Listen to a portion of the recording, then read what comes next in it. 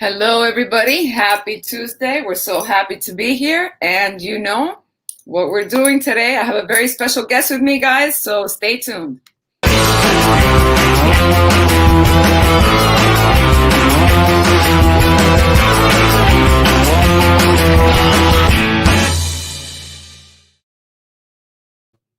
And we're back. And I have a very special entrepreneur with me today. And you guys know the drill. Every week, I bring entrepreneurs and I sit them on the hot seat. And I get them to go back to their youth, their younger years, when they were facing their biggest struggles and challenges. And then we talk about how they overcame them to become the successful entrepreneurs that they are today. And today I have Karen Hofman with me. How are you? I'm great. Thanks, Naomi. How are you? I'm good. I'm happy we got to do this. So everyone knows your name, Karen Hofman. Why don't you tell them a little bit what it is that you do, and then we'll put you on the hot seat. Sure, no problem. So yes, my name is Karen Hofman, and as you can probably hear, I am Australian, and I am in Australia now. I'm up in beautiful Cairns in far north Queensland, so it's actually morning time for me. So I have a few different roles, I suppose. The main one that we're looking at here is my role as a yoga teacher and how that influences on perhaps how my life has influenced my inspiration to become a yoga teacher and the benefits of yoga. But I also work in, I protect the Great Barrier Reef and work in conservation and changing people's behaviour. So it's actually still quite linked. We're changing behaviour, and what I do is changing behaviour in terms of wanting them to protect it.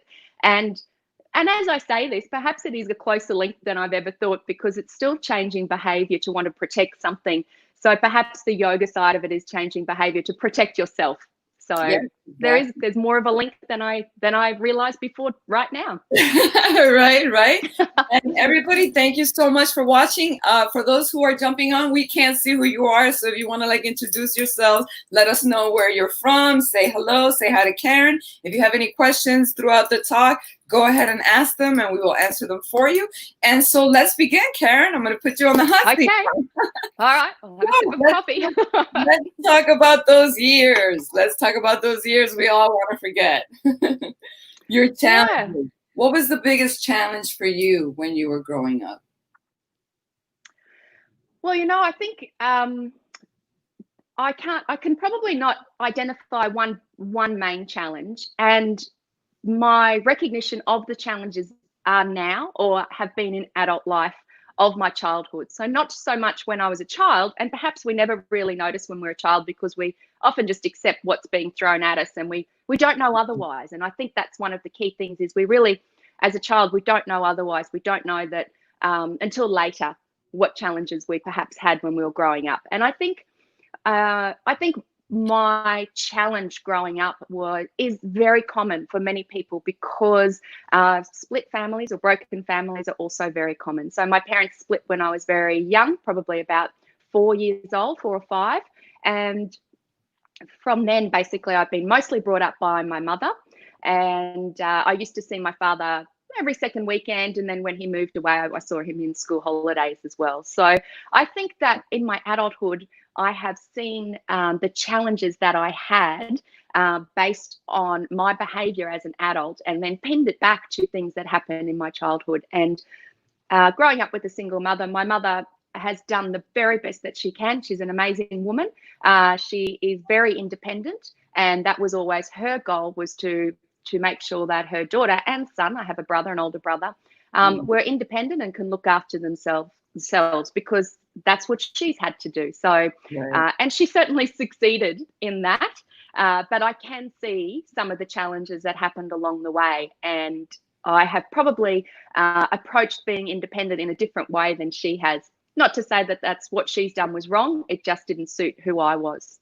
Yeah, no, and everything that you're saying is true. I mean, we don't see when we are young that some things, cause trauma or affect us, because we don't know any different. No. Sometimes we live a crazy life, or we're in a crazy environment, but crazy is all we know. So we don't know normal. Crazy is normal for us, you know? Exactly. Till Yeah. you Yeah. become older, and then you realize, oh, now I understand why I act this way. Now I understand what's going on in my life, and you can start pinpointing it, you know? So Yeah, what was exactly. the things that you started noticing that you realize now that did not work for you? Sure. I think one of the early things I noticed was relationships. Definitely having relationships with men, or at that stage with boys, Right. because when you're young, and that was a combination of both my parents, and I guess I just hope that I'm not saying anything that hurts them right now, because I know that they did the best that they could, and they're both still alive, and I appreciate everything that they've done for me and made me the person that I am. But Yeah. in saying that, and I hate that word "but" because it's always like, oh, here's the good, but here's the bad. But I think their actions, based on the best that they could do, certainly there's probably two main things, one from my mother and one from my father. And the one from my father is that for his generation, it's always been very hard to show that affection and love, I guess, towards children, or towards their children. And he didn't have that. So consequently, that was not sort of shown to me. And the one thing I suppose I've learnt, and I've often said to dads when I speak to them when they're with they've got daughters, is just the one thing you always need to do is let them know that they are the most beautiful human being, the most beautiful woman or girl, and intelligent, everything. It's not just about the external, it's not just about beauty, it's about that inside and that everything else that you have to offer. But really build their confidence, build their self-confidence up, so then they're more confident in who they then proceed to attract in their lives. So whether that is male partners or female partners, whatever your preference is, or just friendships and relationships, that other relationships that you have. So I think um, because my dad, he, as far as I know, he raved about me to all of his friends. I was the apple of his eye. I was, wonderful. But he struggled actually portraying that information to me, and I never really felt that from him. Yeah. So, Yeah. yeah. Go ahead. Oh no. So consequently, my choice, what I know that I did when I was younger, when I was, late teens or early 20s even, is that I would flutter the eyelids. I would attract the men just to know that they were interested and they thought I was beautiful. They thought I was interesting. They gave me that attention that I didn't get from my dad. But again, that's okay now because I realized it. And I mentioned to you this a few weeks ago when we chatted, was the way that I realized it was watching some kind of American, I think it was some sort of cop show, some sort of police show where they go and investigate, not Yeah. NCIS, but one of those. And basically, it was about this young lady who the policeman basically said, "Oh, this is typical behaviour of a young lady who has not received the attention that she should have from her father." And what her behaviour was of course a lot more extreme because it had to be dramatised Okay. than what I did, but it was still a realisation that I have done some of that, an element of that, and that's why. So, and I think that's the key point. That's the pivotal point where you realise, where you have that aha moment, and you go, okay, I realise that. But then it takes a little while, of course, to actually work through that and then change that behavior. But I think once you know that you're doing something that clearly wasn't serving me well, Yes. then I needed to change that. So it's a real pivotal point when you then put those steps in place, of the pieces in place, going back into time. No, it's true. And I completely understand you. It's so hard when we're talking about stuff like this because, uh, I agree with you too. Our parents do the best they can do, Thankfully now we have so much more information and stuff like that we can change. But Yeah. usually back then, our parents just pass it down. This is how my parents raised me. This is how I'm going to raise my kids. They didn't know any better. And so, yeah, so that happens. So I know it feels a little weird to to kind of talk about it. I feel the same too when I have experiences and I'm talking about it with my family, about my family.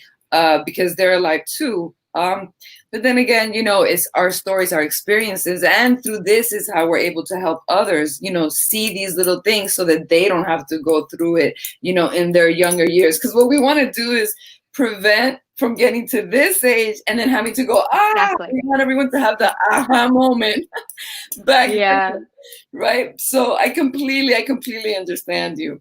But now in relations to that, what were the relationships like? Because I totally get you. I wasn't daddy's little girl either. Fortunately, my dad also had a really, really rough upbringing. And so, we didn't get to have a close relationship. So I know that affected me as well. There wasn't communication. And so when you don't have that type of relationship, that type of communication, you tend to have the same experiences in your relationships with others.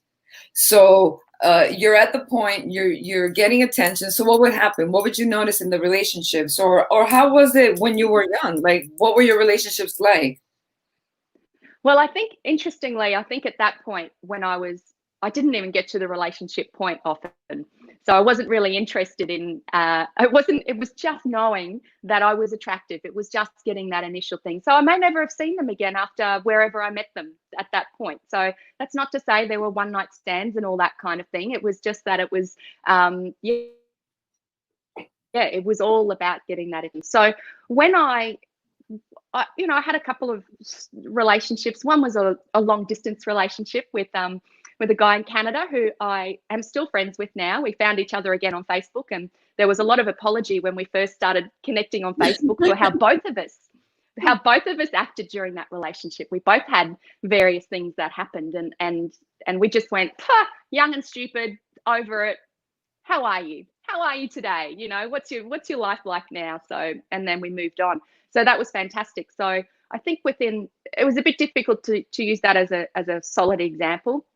I think, excuse me, my husband, my first husband, I'm now married again, but my first husband I met probably at about 24, 25.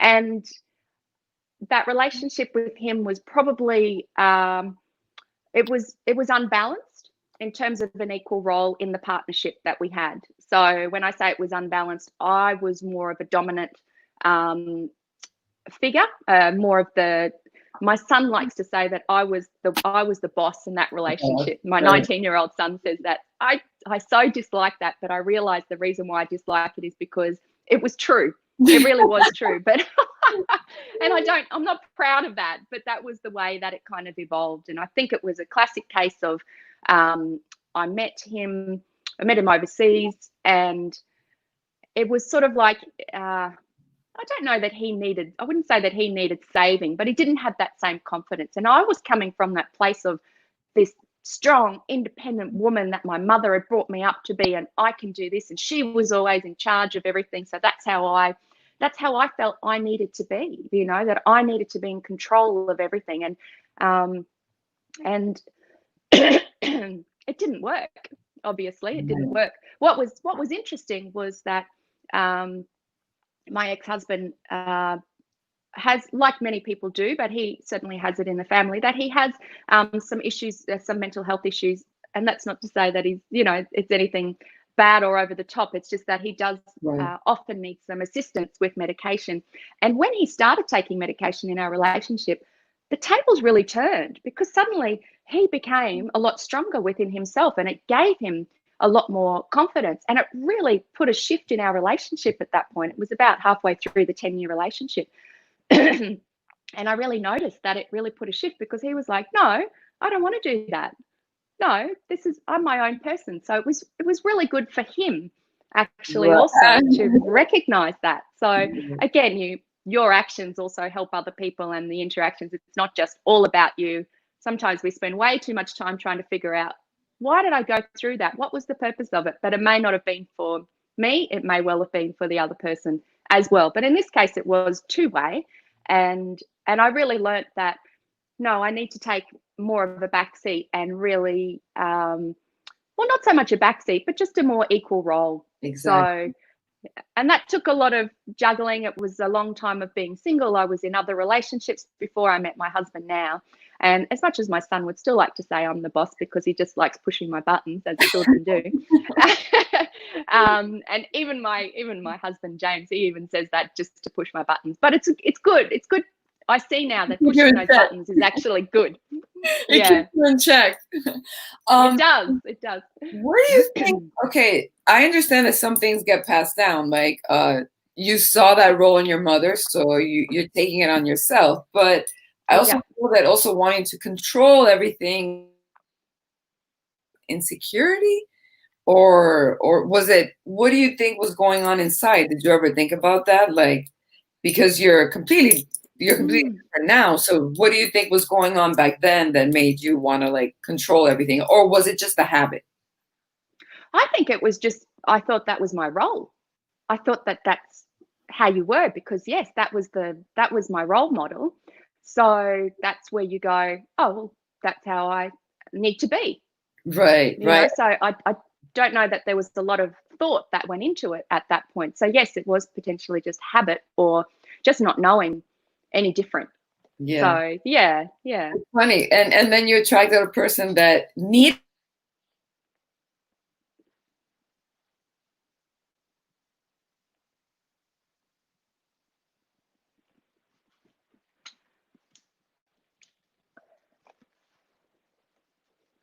Oh, we've just frozen.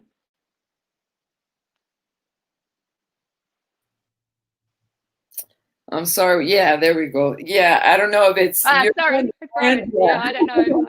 We're a long way away. Hi, everybody. We're back. We're back.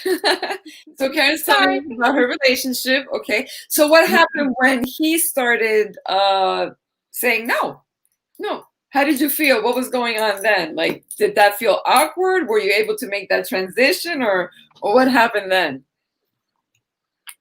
Yeah, it was definitely. I did make the transition. We kind of reestablished, I guess, our roles. It was quite subtle, but I think we really reestablished our roles, and it was for me a point where I could go, okay, he doesn't need that now. But you know, you get into you get into such habits at that point where, and they say that opposites attract, which I can agree with, and I think that yeah, there are some elements to the opposites attracting, but you know, you might be sort of here as your opposites, but and you can go along side by side, complementing each other in terms of your actions. You know, one's stronger in this, the other's stronger at this, and so that works quite well. But I think when the balance when it tips over, when it goes beyond that tipping point of a healthy relationship, that's when it becomes tricky. So you know, the more that I would take on that leader role in the relationship, the more he was happy to let it go, because it was like, oh, I don't need to do anything. Karen does it all, you know. So that becomes further and further apart. So, and then you get to a point where this person, as in me, becomes resentful because I feel like I'm doing everything. Absolutely. And that person, well, they're actually quite happy, but they can also lose that self-value and that self-worth. And that's, you know, I think that's where it was important. So I think ultimately that's what probably split us, because it did get too far out of balance, and it was probably quite difficult to actually bring that back into balance for both of us. And the truth be known, I don't think we recognized that was what was going on at that point. That's what I was going to ask you, because when you're going through that struggle, you don't realize what's going on. It's just that struggle, that right, and you can't find that balance. When did you realize that this was going on? Was it when you got into the healthy relationship that you realized, wow, now I see what was going on? How did you, because you know, I call it Wake Up America, because it's when we have that moment when all of us, I feel like every human experiences this, when they wake up and they have this cycle of self-awareness that they never had before, you know. Hopefully. Yeah, I would probably say it was before I had the healthy relationship. I think I did a lot of reflection over time, because between the two relationships there was probably about 12 years or so. So I'd had another 5-year relationship within that. That was that was sort of a whole other story, but that was all about attachment and different attachment approaches. So that then was really highly likely didn't go anywhere. It didn't go any further because of that difference in attachment style to the relationship, and also unbeknown to us at the time. So it was, yeah, at that point. So I think it was probably a lot of self-reflection afterwards that did it, and also just meeting different people and different when you meet different people and the things that they like and don't like, and you start to realize, like, I really love that Matthew McConaughey video that's on YouTube and whatnot, where he's talking to, I think, to the high school students, and he says, don't worry if you don't know what you want. Just figure out what you don't want, and then what you do want will appear. And that's definitely what's happened with my husband now. So I've kind of, had these relationships. I've met people, not always, sort of romantic relationships, but met people along the way and gone, I don't think that would work with me. Why not? Not just going, no, that wouldn't work with me. I actually would question, well, why is that mirror bit being put up in front of me? Why do I not like what's happening there? So is it something within me that's reflecting within me that I do as well? And yeah, just reflect on that and figure out what's going on. Yes, but sometimes we don't see the mirror the way we should see it. We're seeing someone do something that they don't like, and then since we don't have that self-awareness, we're just reacting to that. So you have two people that are acting, and that's why it doesn't become proactive or productive because of that fact. Now, when you get to the level of self-awareness, then you start asking the right questions, because you're like, okay, well, what is this situation or this behavior or this action trying to tell me? But I want to ask you something, because I don't understand what you meant. When you were talking about attachment, did you mean attachment style of relationships, a different type of relationships, or were you talking about attachments like a certain unhealthy attachment, like a codependency that some people develop it? Were you referring to the love style, or were you referring to like an attachment style like that? I was referring to the love style. So so whether you've got the my best friend is the expert in this, and we discuss it often, but I've forgotten the names now on the spot. But in terms of having a normal or a healthy, stable sort of attachment style, as opposed to your avoidance, that was the one, and that was very much that person he had that avoidance. So he would draw you in, tell you all the things you wanted to hear, and of course I loved hearing all of those things, and we'd have great times. And then if there was a chance of the relationship going a step further, it's like, no, and then completely pull away, to the point of the amount of times we broke up within that time was crazy, and there must have been a little bit of insecurity on my behalf, because I would go back, and it wasn't until afterwards, and then I just got angry with myself, because I thought, how could I do that? Why didn't I just the first time just walk away from it? But through that, slapping myself around a little bit, I then learned more about it. And then when you learn about it and you go, okay, that his behavior didn't have anything to do with me. My reaction to that behavior was what the key was, what the pinnacle point was, or the issue. Well, they always say it's not what happens to you, it's how you handle it. And that's right. Most of us, we're so focused on what happened that we don't even notice how we're reacting to it. And we don't even see that 70-80% of the times the way we react to it is what's making the situation worse. Sometimes the situation could have been lessened, it could have been much smaller. But talking about that, yes, I used to have, and I know all about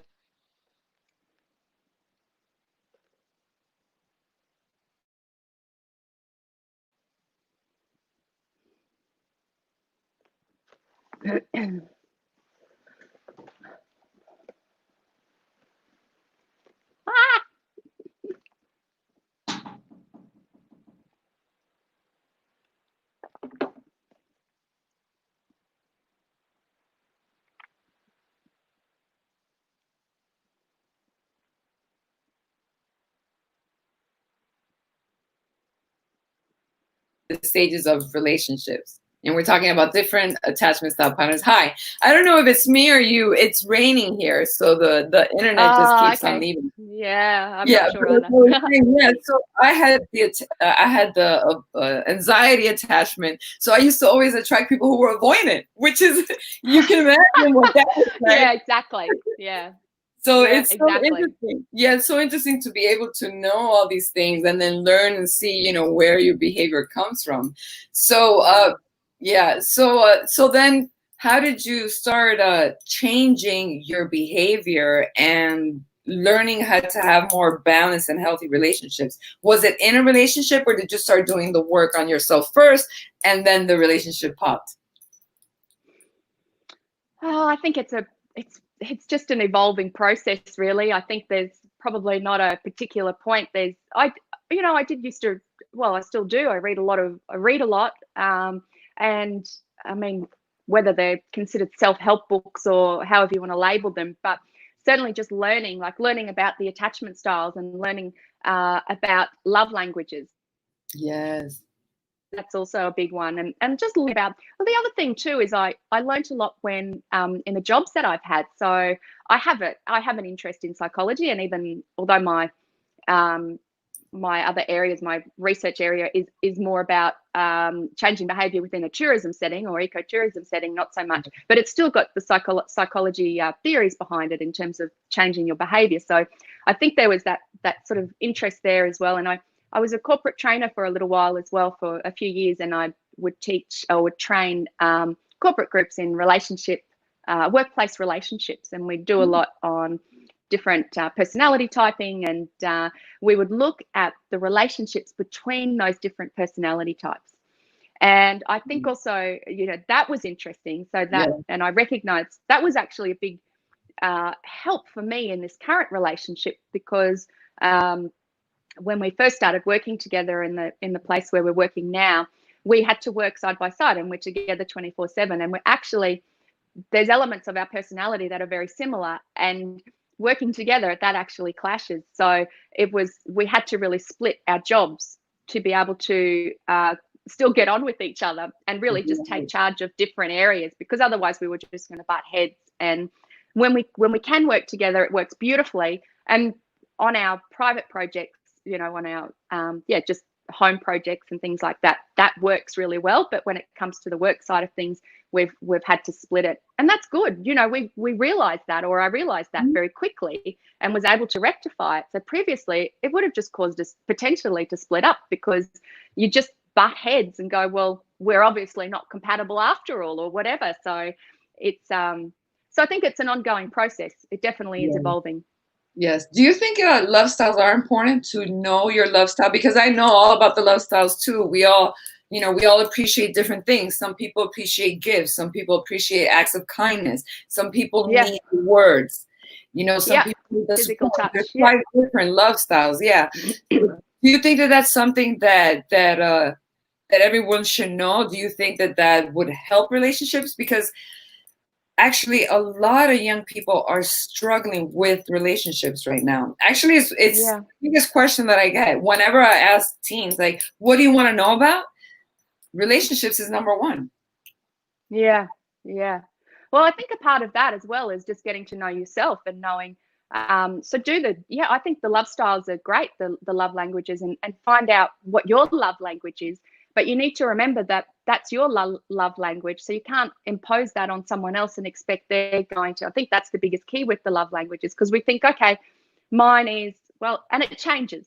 So when I was a single parent of two boys, and all I wanted was the acts of service, because for somebody to come along and say, let me mow the lawn, I'd be just like, yes, please, you are my hero.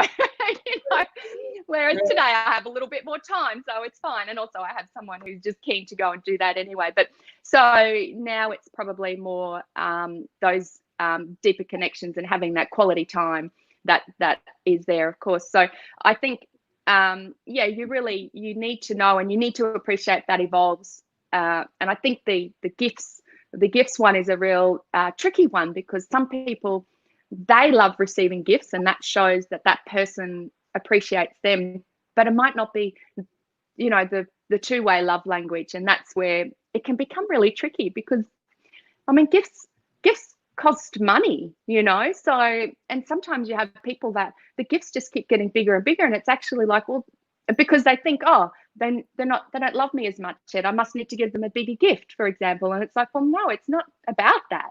Just spend some time with me, you know, just talk to me, put your device away, whatever the screen is, and just have a nice chat with me, and let's connect. Let's connect on that sort of emotional, that intimate level.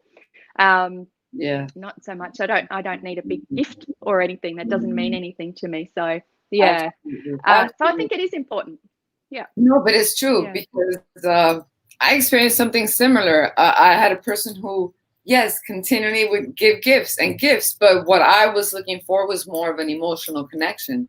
And when the relationship would get stressed or anything like that, yes, there would be more gifts, thinking, okay, I'm doing my part.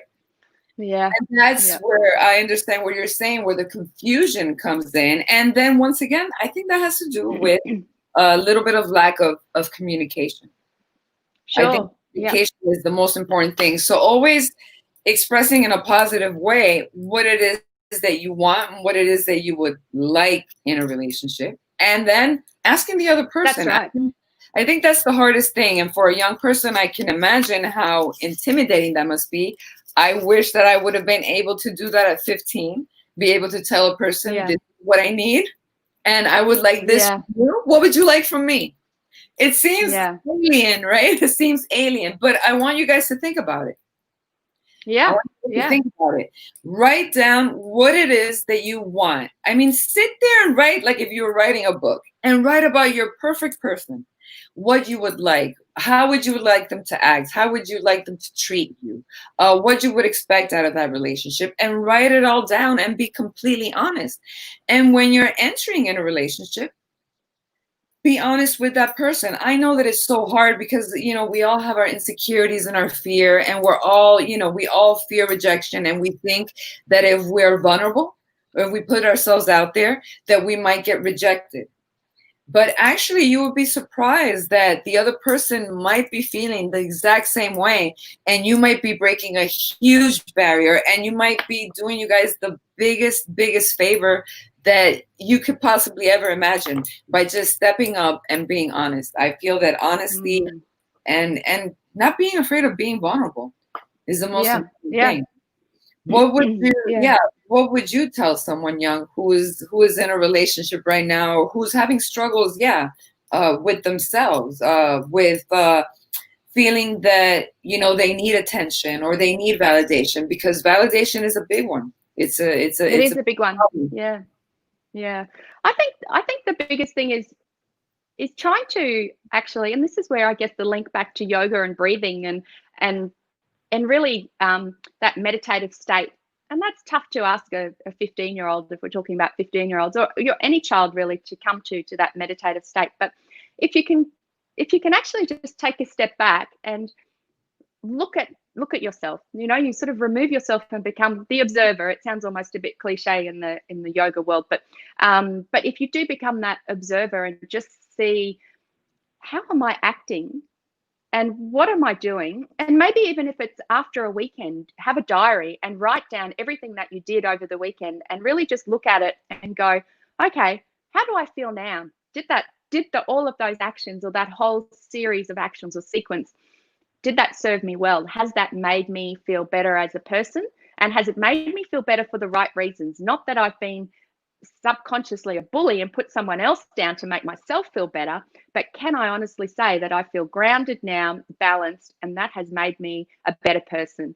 And I think that's a big ask of a 15, 16-year-old. And that's coming from a 51-year-old going, okay, let me go back to my 16 or 15-year-old self and go, did those actions actually serve me well? And we may not know. And look, if at that point you go, yeah, I feel good, then great.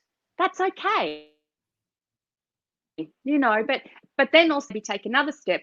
How does the other person who was involved in that sequence of activities feel right now? Have I just made myself feel great, but maybe I can see that other person doesn't feel so great? So really look at yourself, because you need to have that self-awareness, and that's where that breath, just calming yourself down, removing yourself a little bit from the situation as much as you possibly can with the tools that you currently have is important. That process is important to do that, and just delve a little bit deeper into that, into the feelings behind it, and perhaps look at other patterns.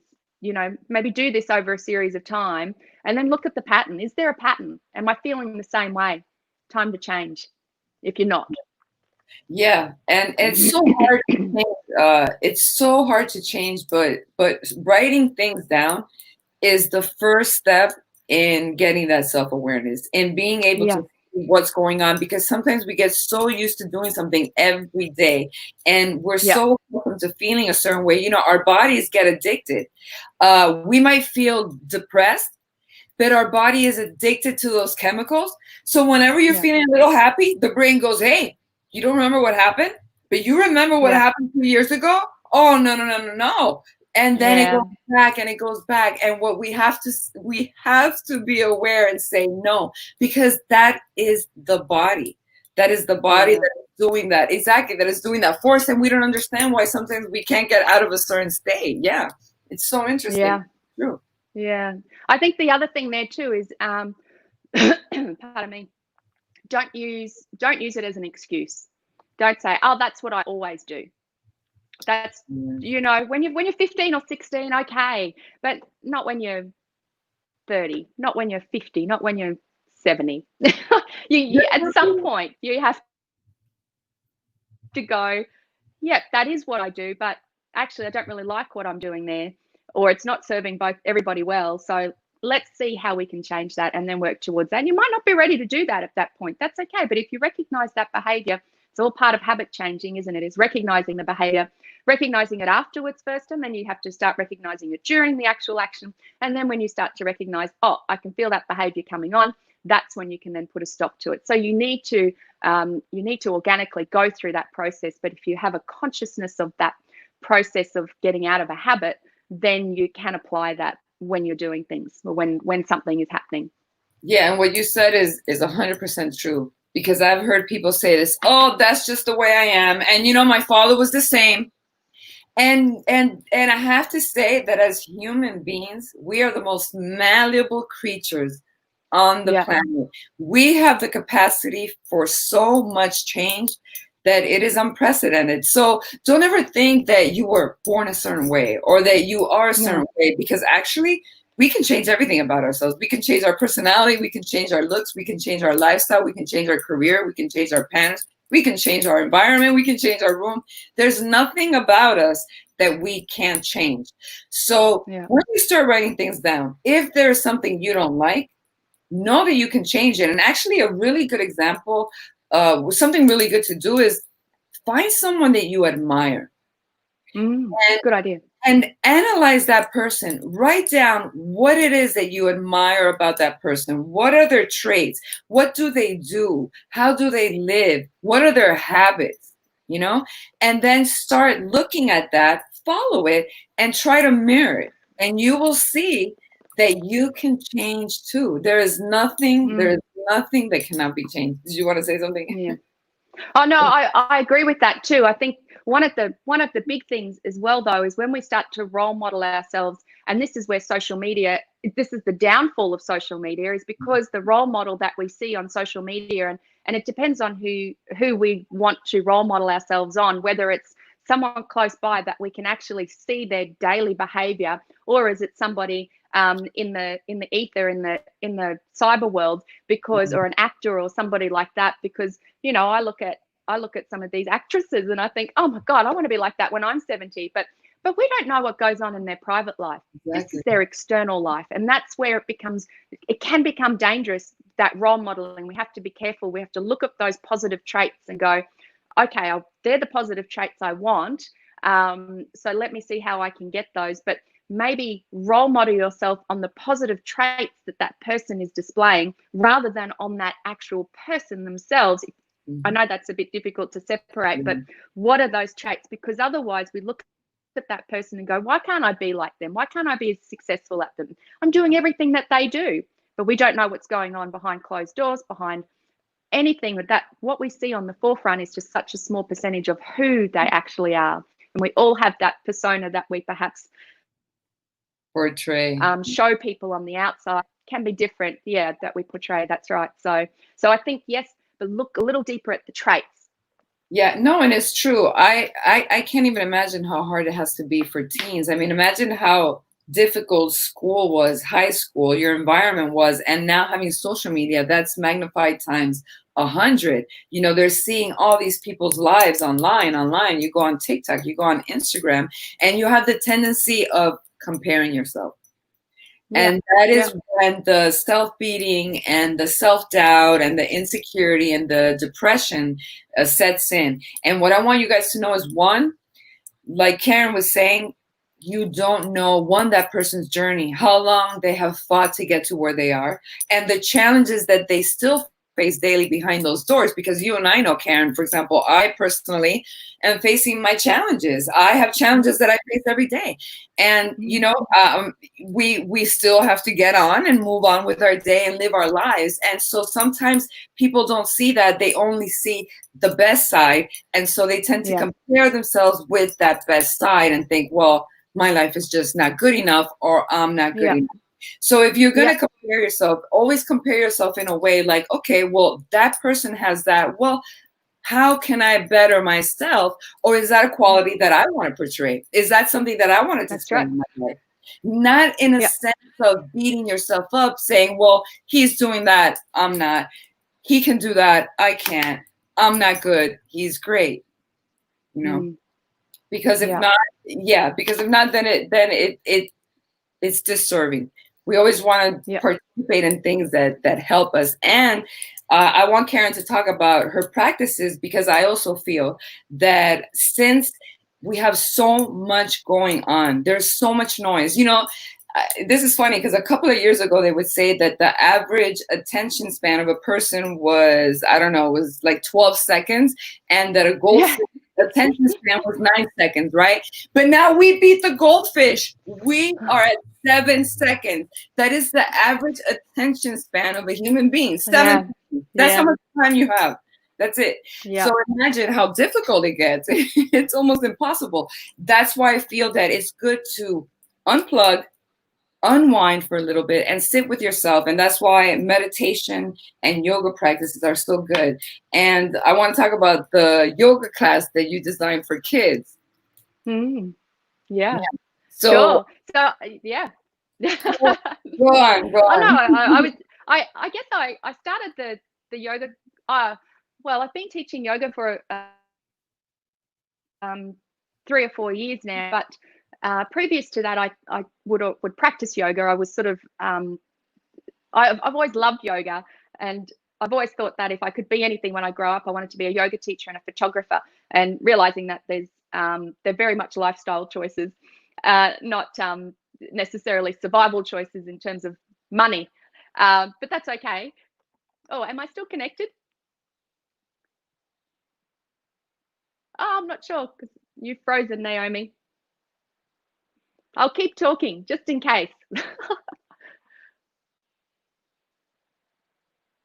But I've practiced a lot of yoga, and I've also incorporated my parenting. I've incorporated yoga elements and breathing and meditation, etc., into my parenting when the kids were younger. Oh.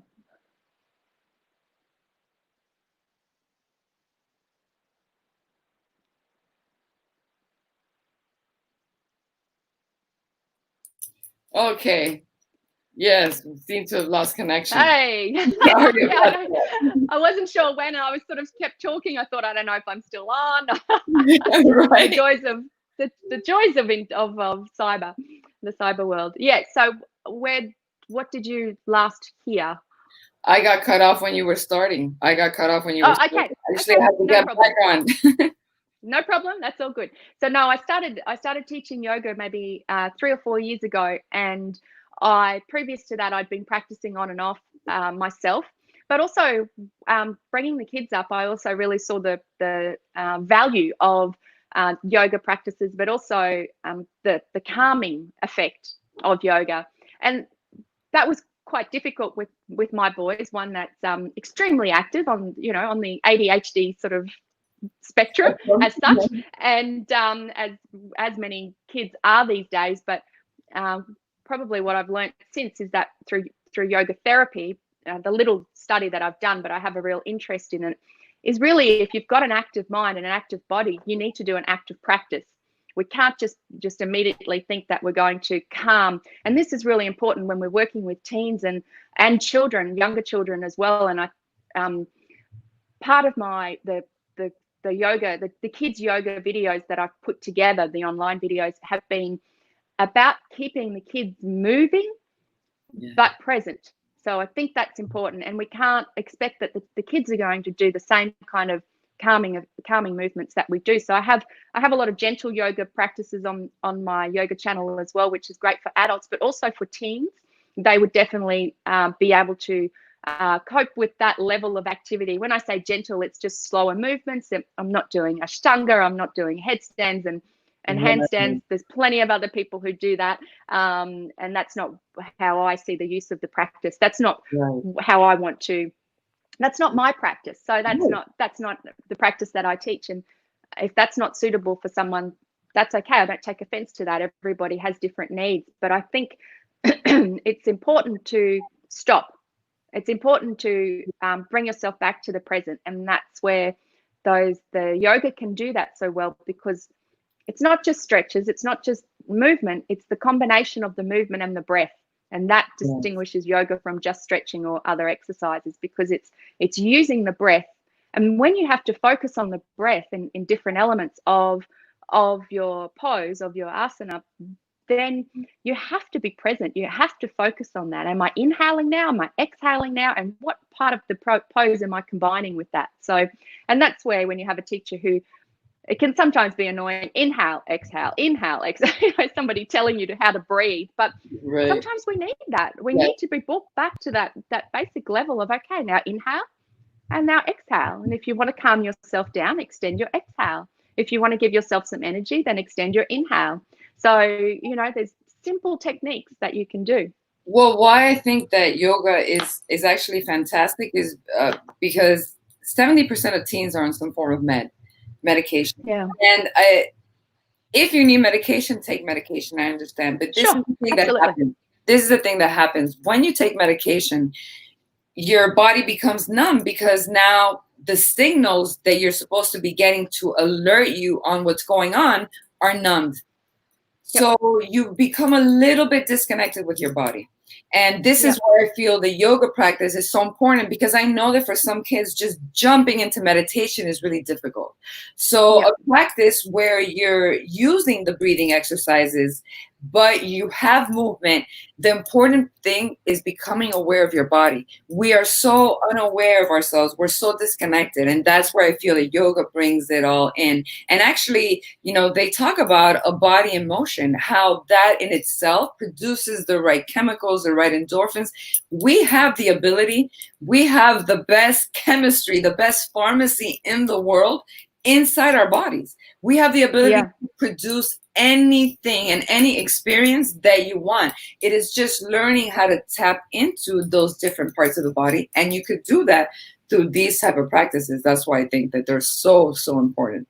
I don't know if you want to add anything else. Yeah, definitely. I completely agree. I think that's very important to do. And I think in terms of the medication, if you need it. And I really love the analogy, one that I used to use in corporate training, that when something is happening in our lives, that generally speaking, if we are able to emotionally control or regulate our emotions, we have, it's very normal to have this up and down. That's totally normal. But and when we have the down, if you consider that to get back up, sometimes we need a little ladder.